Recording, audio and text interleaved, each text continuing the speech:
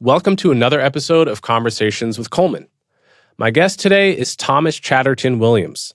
This was a live event that I did with Thomas at the American Enterprise Institute in celebration of his new book, Summer of Our Discontent, The Age of Uncertainty and the Demise of Discourse. If there's one book that captures the insanity of the year 2020, it's this one. Our conversation centers around the racial reckoning that was provoked by the death of George Floyd and the meltdown that followed at elite institutions all over the country. Thomas is one of the best writers we have on the issue of race in America, in my opinion, and I'm honored to consider him a personal friend as well. So without further ado, Thomas Chatterton Williams.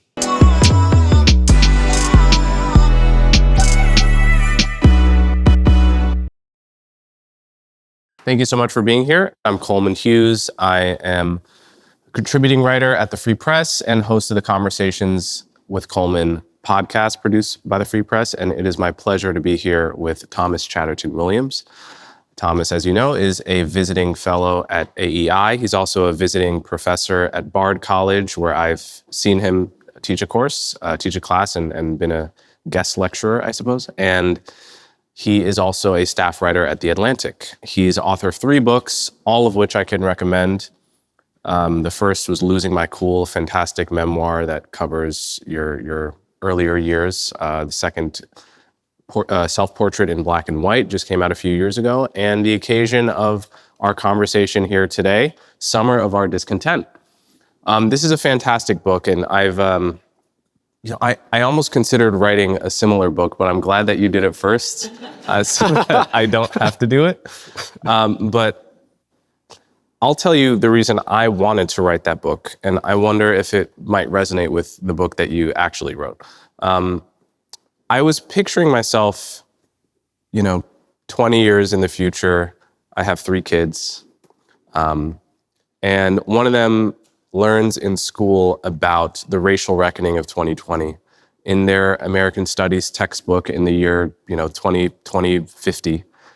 And it says something like, George Floyd was killed mercilessly by a terrible cop, and, has a paragraph superficially describing that there was a massive reaction and a justified reaction all around the world. And thinking to myself, what will I tell them to add some color to this story? What resource will I be able to point to when inevitably the teacher says something totally nuts, and I remember, having lived through it, that's actually not what happened? I want there to be one book I can point them to say, actually, this book in the historical record, written close to the time, challenges what your teacher said at school.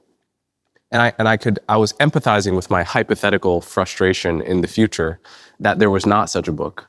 And I'm curious if any of that resonates with your motivations for writing about this topic at this time.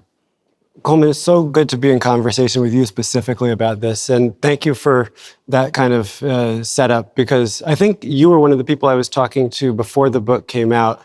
And we were talking about bearing witness to this extraordinary and kind of maddening moment that we lived through. And that's what I do think the book was setting out to do. That's what the project was. There's so much understandable kind of effort to memory hole and forget and gloss over all of the kind of contradictions, hypocrisies, excesses of this time. And there's a sense, I think, from many people that I'm certainly around in left of center institutions to say that what we're dealing with now is more of an emergency than what we had been through. So is it really worth it to even spend time parsing the kind of whatever was done wrong before? It's that's trivial. And I don't think it's trivial. I think actually you can't understand why we are where we are right now without understanding the past decade and a half, at least, of culture and ideas and politics in this society. So that was the impetus, was I want to bear witness to this extraordinary moment that we lived through, and I want to try to make it make sense. And actually, in the process of writing the book, I still was having my kind of understanding of what had happened evolve. The section, and maybe we'll get to it, the section that really sticks out to me as something that even I was going into thinking about one way and came out after spending a lot of time looking at the evidence, thinking about differently, was the chapter on Kenosha, Wisconsin, and Kyle Rittenhouse. It's just there were so many narratives that we were fed. There were so many official orthodoxies and ways of thinking about highly contentious and complicated questions. And we didn't often think for ourselves. And so this book is often an argument against a kind of groupthink that was enforced on us. And so writing it was, in a way, it was also, I hate this word, but it was kind of cathartic as well. Yeah. Okay, we'll get to that. But your story starts in the book really with the Obama years. Yeah. With the promise of Barack Obama's election. I am just barely old enough to remember what that night was like.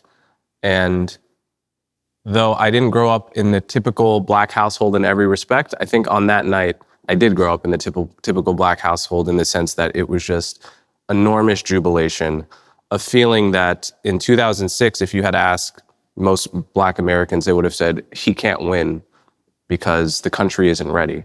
And then he did win in spectacular fashion, and then he won again. So take me back to the optimism of the early Obama age. Why was that optimism important, and what did it represent? I teach undergrads at Bard College, and I've been astonished at the extent to which they can't really intuit this moment, what it meant in American society, and even what it meant globally. Since 2011, I've spent most of my time in Paris. And when you would be in Europe, the way that people talk about the Obama era was like, this is actually something inspirational for our societies. This was a man that went to Germany and pulled a crowd of 200,000 Germans before he was ever elected president here. This is somebody that the French look to as a kind of beacon of hope for how you can kind of make a society that had come through historical oppressions kind of redeem itself and allow those who were the lowest among the society to rise even to the top offices that had been reserved for the most privileged. In America, this represented a time in my early 20s where politics really became salient for me for the first time, but it also was my entire generation. We were full of this hope that also was inspiring our elders that, the country had a history of real racial sin and injustice that it wouldn't forget, but that it would actually be able to finally put behind it, and we would create a new kind of society, and he would be the figure who would show us the way forward. And it sounds extremely naive now, but we really felt that there was a kind of post-racial future that could be possible, if not for all Americans, for enough of a kind of majority or a plurality that it would really fundamentally change the fabric of society, and we would get past these kind of racial divisions. When I looked in the book, when I was researching and I looked at the Gallup polls from this time, it was astonishing, like in the moment we live in now, how polarized we are.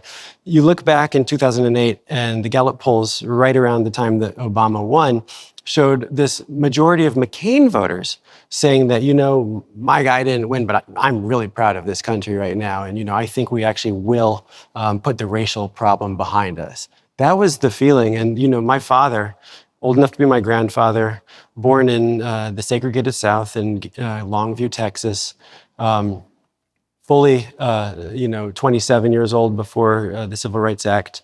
I think the last presidential candidate he voted for was John F. Kennedy. And, he just didn't believe that something like this could ever happen. He didn't vote for Obama. But the night that he won in 2008, my father called me. He said, my father's a real kind of, he's jaded about American politics. He called me. He said, I never thought this could happen.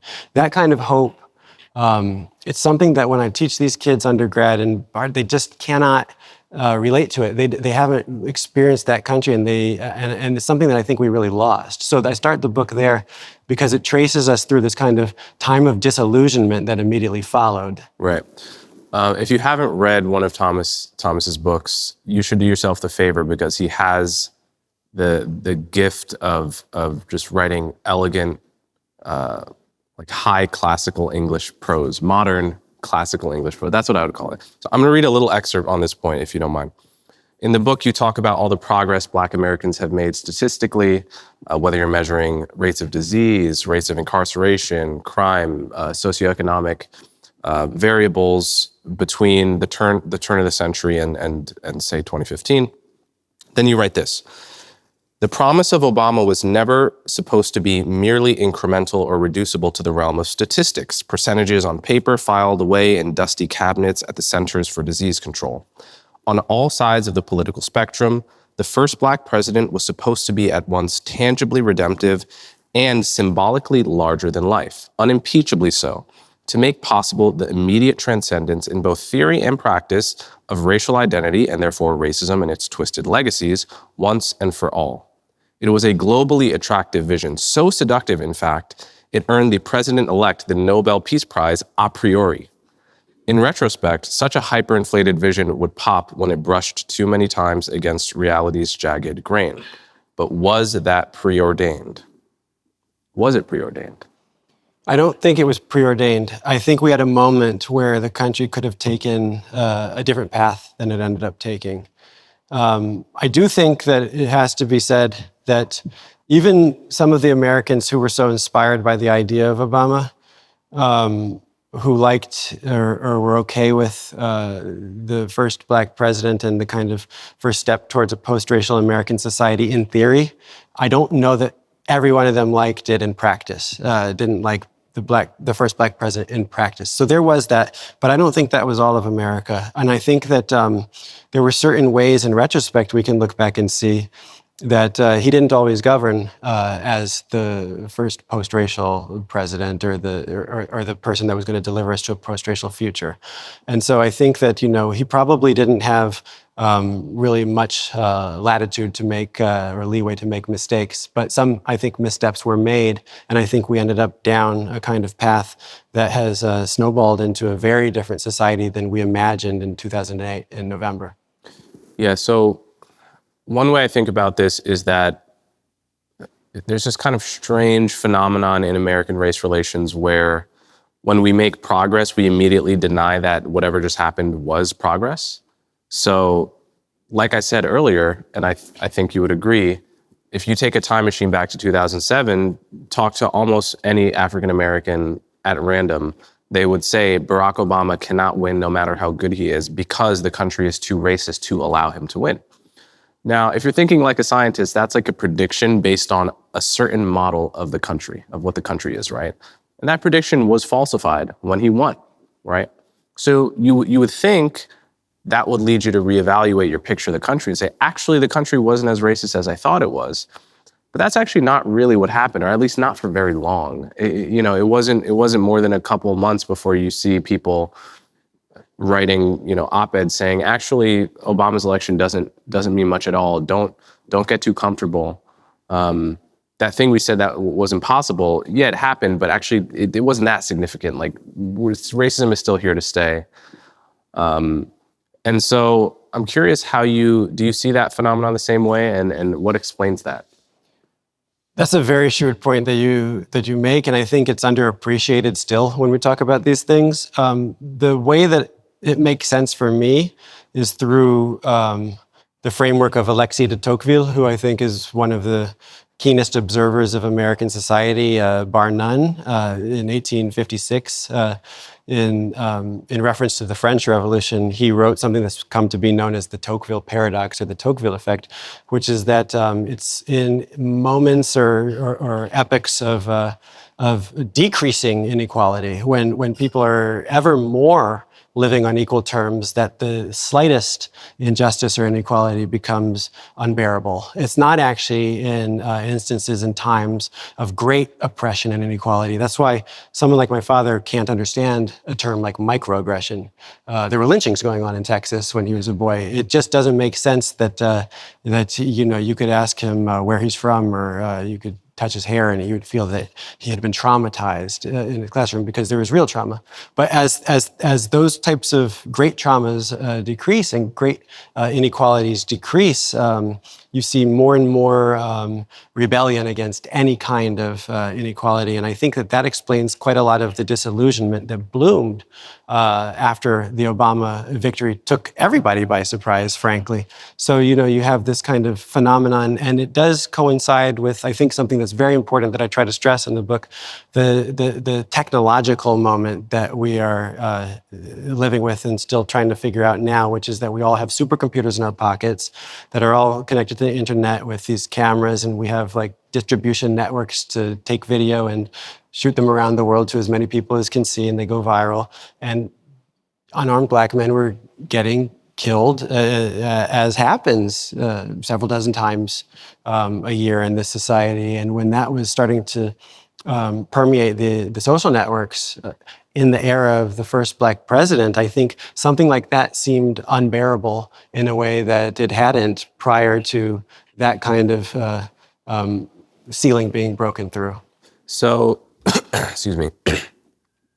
Do you and I agree that the primary cause of what has been called the Great Awokening, which is the transformation from that Obama era, where all the polls show, and if you're old enough to remember, you'll remember that most Americans of all races believed race relations were good and getting better, to the situation in 2020 when a minority of every race felt that race relations were good.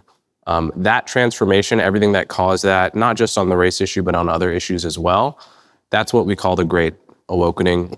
It coincided with a shift in the politics of Democrats to the left on issues of race. Do you and I agree that the main cause of that is social media and smartphones, the combination, the double dose of new technologies that fundamentally transformed how we received information about the world? My view in my book, I give the analogy that, obviously there's tens and thousands, hundreds of thousands of interactions between cops and citizens every day, all around the country. Some of them go sideways. White people get shot by the cops, black people get shot by the cops. Some are justified, some are not. But in the year 2005, if something goes sideways between a cop, what happens? Well, journalist gets on the scene, asks the cop what happens, asks the family what happens. Maybe it's on the Topeka 6 News. It's a local story. You don't hear about it. If you do hear about it, you hear about it when it's been through the filter of journalistic, rigor, such as it is. If that same exact thing happens anytime starting around 2012, someone pulled out their phone to film it halfway through the interaction, which means by definition, they missed the lead up. They missed the context. It's on Facebook. It gets millions of views. It's fed algorithmically to the people most angered by it. And so that's what changed. What changed is in that new information ecosystem, certain narratives about it's open season on the cops killing black people were able to spread in a way that they really weren't before that. And so that's my view of what happened. But I've talked to lots of conservatives that feel like basically it was Obama's fault. And you talk about some of the mistakes Obama made. Maybe you can kind of rehearse them for people. But to what extent do you think it was the technology, and to what extent do you think it was Obama? I couldn't agree more with you that it's very reliant on the technology. If you ask people when George Floyd died, how many unarmed black men are killed in this country per year, people thought it was 1,000. People thought it was 10,000. Some people thought it was 20,000. It's like a dozen, it was like 25 maximum.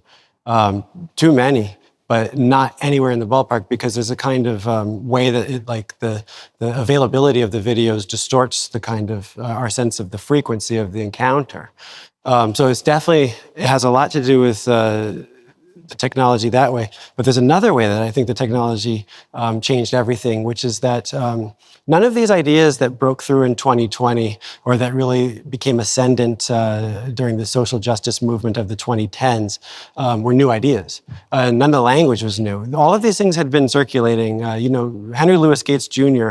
wrote the definitive critique of critical race theory in like 1993 in the New Republic. Those debates had been exhausted. But what happened was this kind of language of social justice, which became a dominant language of social media, really broke through when Tumblr bled into Twitter, and these kind of niche ways of talking about these ideas and these arguments collided with the media class spending all their time online and this new technology, and the network effects of like disseminating like college, university level kind of critical theory in a way in which most people weren't prepared to talk about it and just liked to use that language to argue online. That also changed the culture of how we talk and how we debate and how this gets covered.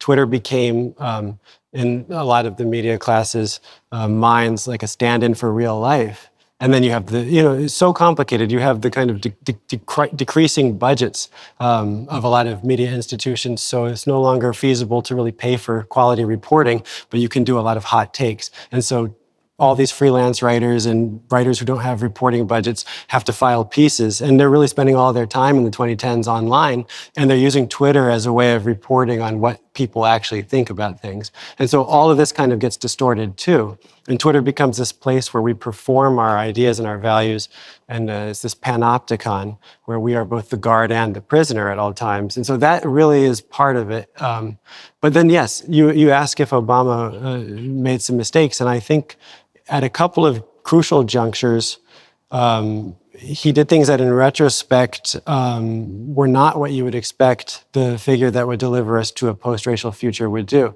The first was when Henry Louis Gates Jr., great writer, a man I consider iconic, was arrested on his own front porch in Cambridge, Massachusetts, by an officer, Officer Crowley, who Obama ended up inviting along with Skip Gates to the White House to have a beer summit to squash the problem once it became a national story, right? But Obama had been inserted himself into this story by saying that the officer behaved stupidly without having all the facts, right? He got involved in it in a way that I think it was unfair. I think that he was given his reaction was not interpreted in a generous way. But also, I think we can see that the president that was supposed to deliver us to a post-racial future was supposed to, in fact, behave in a post-racial way, and not to necessarily respond in a way that inserted identity politics into any conflict. And he might just say that, this is a local issue, and I'm not getting involved in that because I trust that the local, the procedures will take place. But he didn't. He appeared to take a kind of position based on identity that was in contradiction to what people thought he was bringing into our politics going forward. So that was one. And then the second was when Trayvon Martin died, really tragically, and there was a very unified reaction to this death, and many Americans were outraged, and irrespective of ancestry or ethnic background. And I think, in a way that really I can understand on a human level, Obama said if I had a son, he would look like Trayvon. But, to many Americans, that inserted, again, identity into something that should have been an issue that universally we could be appalled by. And I never really understood how, I think, inappropriate that comment was until I think about, a young white woman like Laken Riley, who was killed a year or two ago in Georgia by an undocumented immigrant. And I think that if Donald Trump or another president said, if I had a daughter, she would look like Laken Riley, I think that many people in this country would find that to be a kind of alienating response at best, and at worst, a kind of insertion of a kind of white identity grievance in politics into a debate where we should all be able to participate. And so I think that was these were kind of answers and responses he gave that made people think that, in fact, the post-racial bargain that they believed that they were buying into was not something that he was living up to or really interested in pursuing anymore. Okay, so let's talk about George Floyd. This is what you write in the book. Wisdom and understanding follow events. Has enough time passed now to begin to ask ourselves some questions? What exactly did we see in that video? Or perhaps more to the point, what is the seminal meme in the Western tradition that this video so powerfully tapped into? So I ask you that question. What is the meme? I think it's the Christian meme of the crucifixion. I think it's very complicated with George Floyd. I think that this death resonated in the way that it did globally because it wasn't really an American phenomenon at all. There were, marches after George Floyd's death in Seoul, Korea, in Helsinki, Finland, where I was in Paris. There were 40,000 in the streets chanting, "I can't breathe" in English. In London, Amsterdam, this captured the imagination of certainly the Western world. And it tapped into this idea of a kind of crucifixion. This man died on the streets for our sins of racism, and he didn't cry out for his father, but for his dead mother. I think it struck us in a different way than these videos of men being shot were striking us. That it was a slow, agonizing death. An asphyxiation over 9 minutes. But I think it also wouldn't have broken through the way it did if you didn't have the confluence of the pandemic, where we're all at home, we're out of work, or we don't have to go into the office. We're all kind of mediating our daily lives through these screens, and we're in this kind of homogenized, monolithic reality together. And then you have the specter of Donald Trump hanging over it, which I don't think can be discounted either. The rhetoric at the time was that democracy itself is on the line, and that every kind of altercation or injustice or moment of dispute is actually world historical. Like truly, Trump is heightening our response to every argument and debate. So these things came together at this moment that this very particular image, I think, struck the Western imagination. What did it strike in Japan and Seoul and Taiwan, right? Because there's an imagination there. It's not a Western one.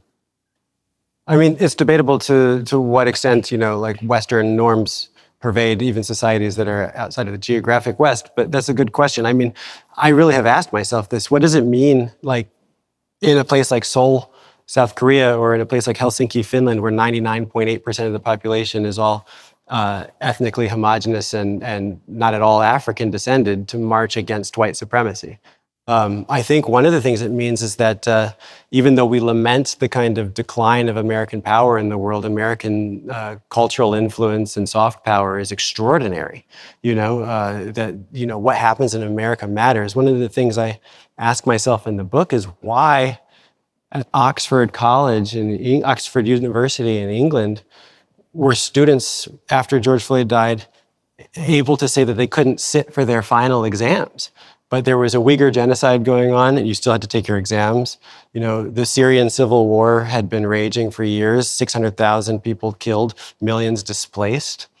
They had used chemical weapons. You still had to take your final exams at Oxford. But George Floyd died in Minneapolis, and you didn't have to take your final exams if it was too hard for you. And I think that is fundamentally a testament to the power of American soft culture still. Mm.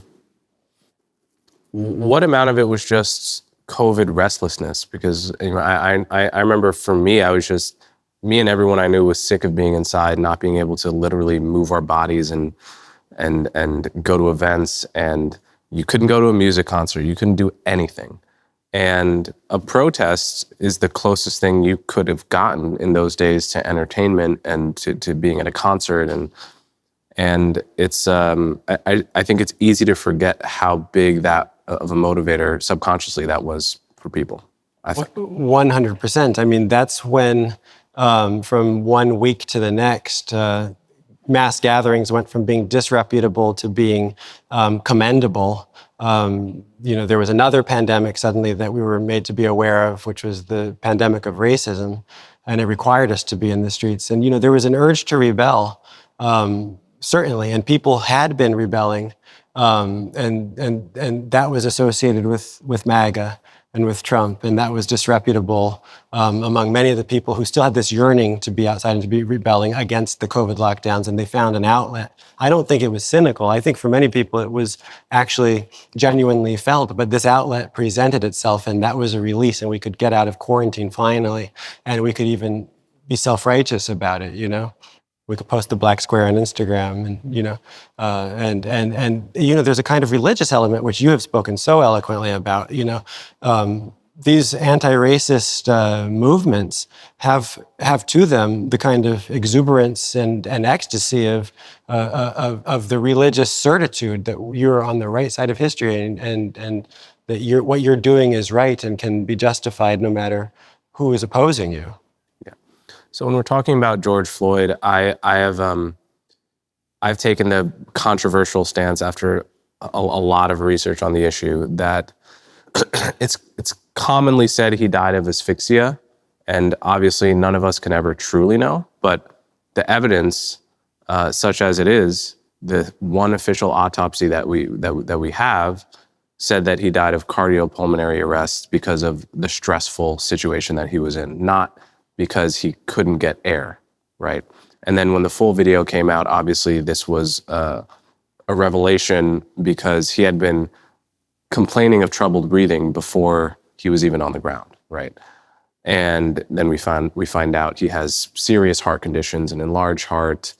We find out he has all sorts of drugs in his system. And again, the one official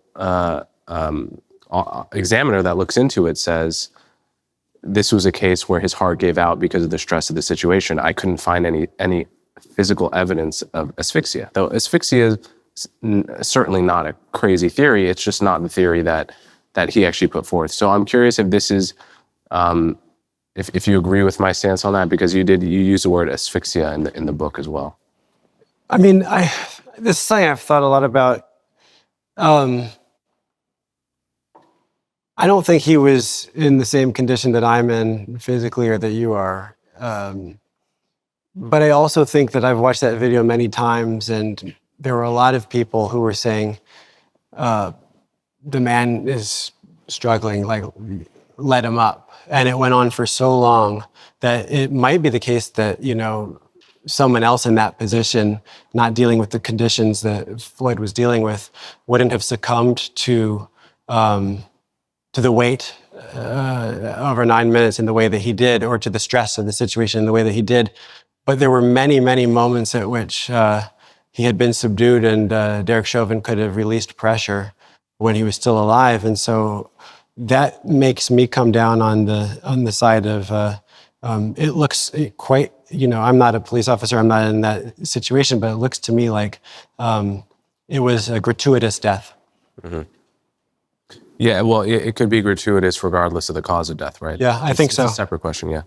Okay, so what do you make of the trend? I mean, as I put it before, neither me nor anyone I know had on their bingo card that Trump would run for president 3 times and that each time he would get a higher share of the Black and Hispanic vote than the last.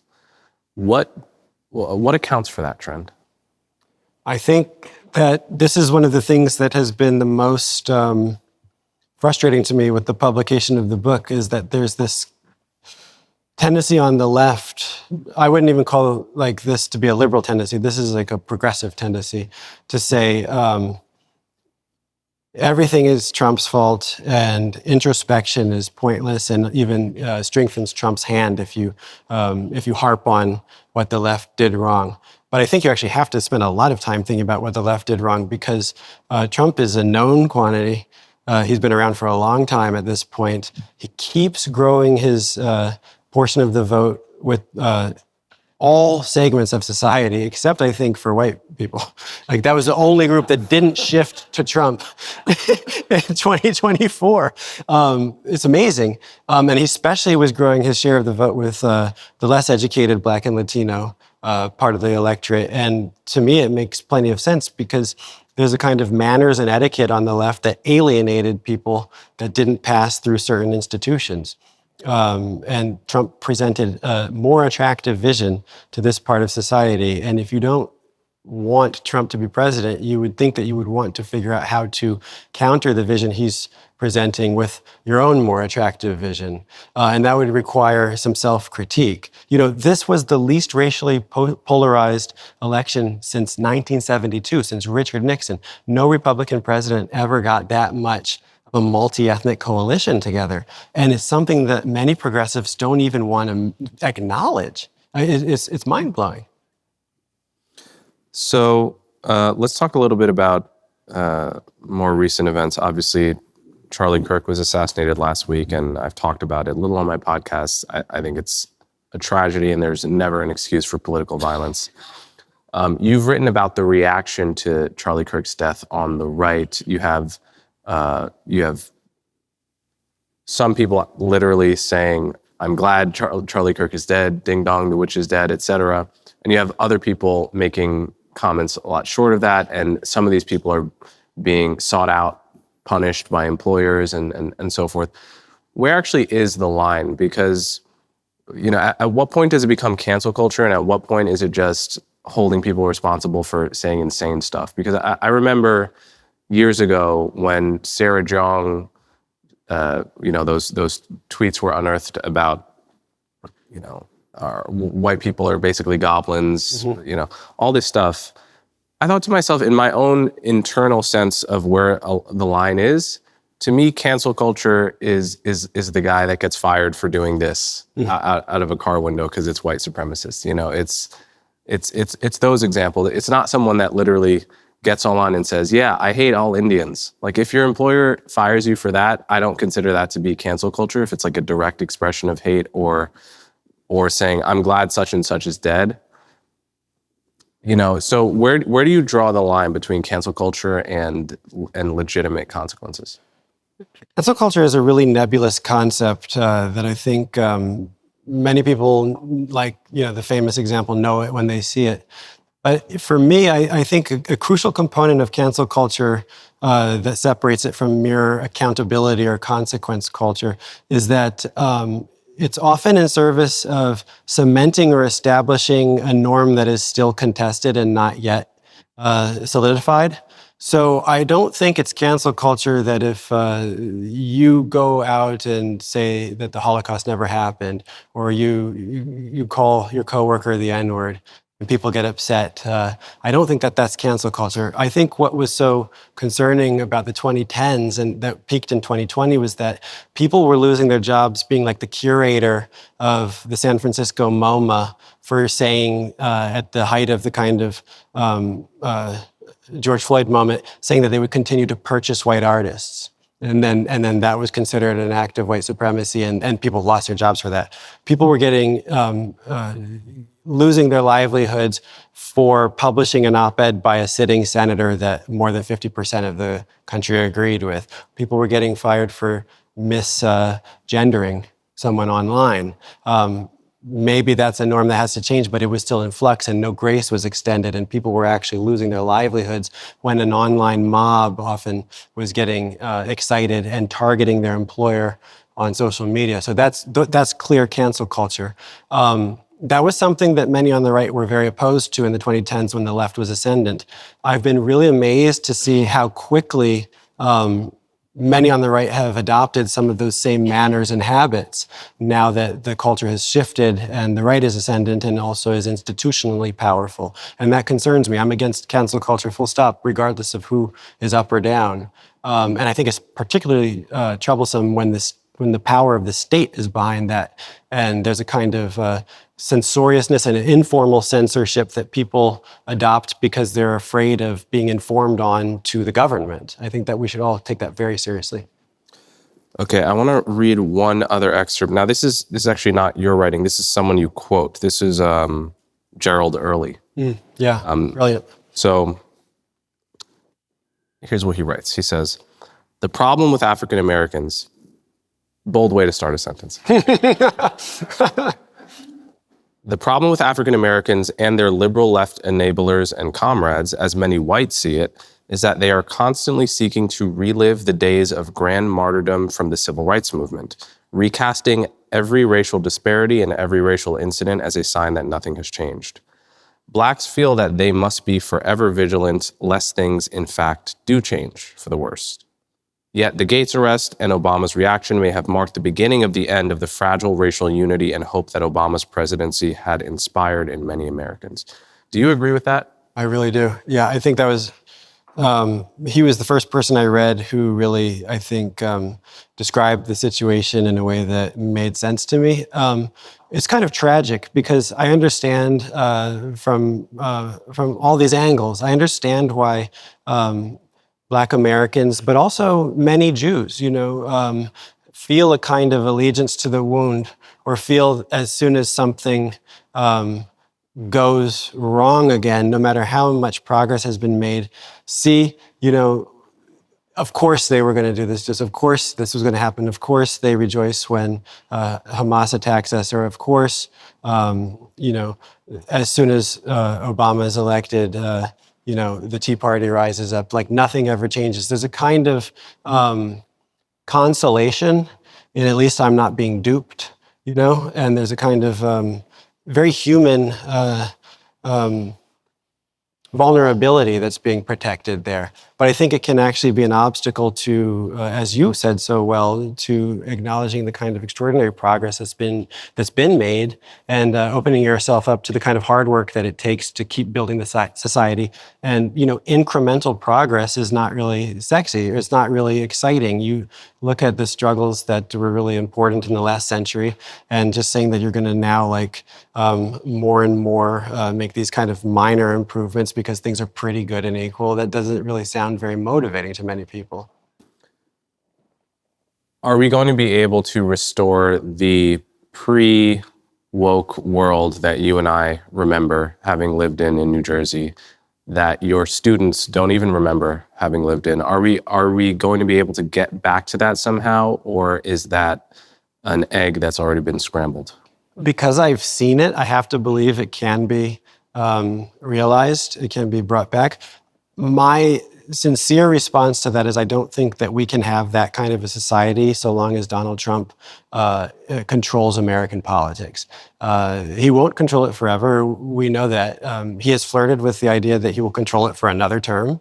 I really think that would be a tragedy for the country. But no matter what, there will be an end point on that. And some kind of leaders, I hope, somebody from the center right or the center left will rise up and will inspire Americans again to negotiate with each other, to compromise, to seek consensus, to see politics not as a zero sum, but as a kind of way of making this society in a way that we can all thrive together.